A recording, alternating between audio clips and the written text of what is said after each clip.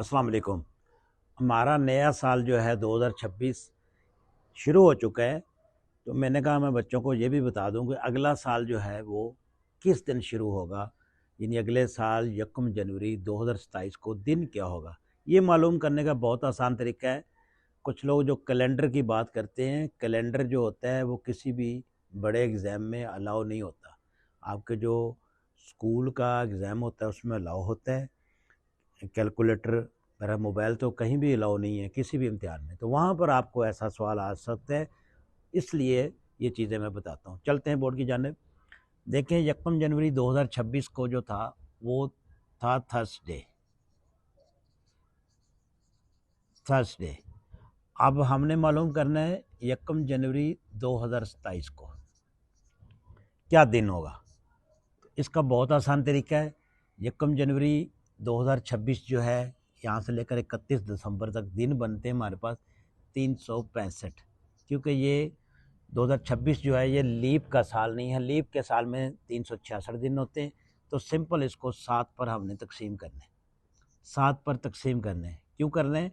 क्योंकि एक हफ्ते में 7 दिन होते हैं। तो ये सबसे पहले 5 पे जाएगा, 35, एक आ जाएगा, ऊपर से 5 उतर आएगा तो ये 15 हो जाएगा, तो ये जाएगा 2 पर, 2 7 14, फिर नीचे आ जाएगा 1, रिमाइंडर 1 आ जाएगा।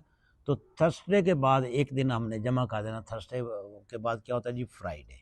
तो हमारा जो 1 जनवरी 2027 है वो फ्राइडे होगा। इसी तरह अगर कोई पूछता है कि 1 जनवरी 2028 यानी 2028 जो साल है वो कब शुरू होगा, तो उसका आपने सिंपल यही करना है। यहाँ पर हमारे पास देखें रिमाइंडर 1 बच गया था 2026 का, तो 2027 जो है इसका आपने उसी तरह 365 दिन आ जाएंगे। अगर 28 है तो फिर आपके 366 दिन आ जाएंगे।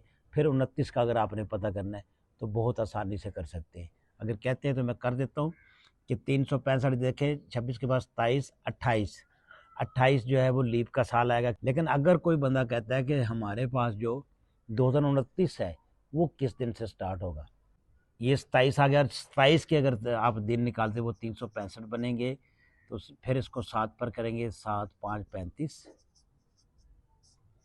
1 2, तो ये है जी 2 पर जाएगा। तो यहाँ पर फिर एक रिमाइंडर बचेगा। तो एक रिमाइंडर ये था 2000 इसमें 26 वाला, और 2027 वाला एक रिमाइंडर, ये 2 रिमाइंडर हो जाएंगे। तो अगला जो हमारा 2028 है वो शुरू होगा थर्सडे के बाद फ्राइडे और सैटरडे से स्टार्ट होगा 2028। इसी तरह पूछता है कि 2029 कब शुरू होगा, तो इसलिए जो हमारा ये सैटरडे से स्टार्ट हो रहा है 2028, तो 29 जो है वो किस दिन होगा, तो ये 2028 में होंगे 366 दिन। बस यही फ़र्क निकालना है। 366 है तो ये 7 पे जाएगा, 5 7 35, एक है, 16 है।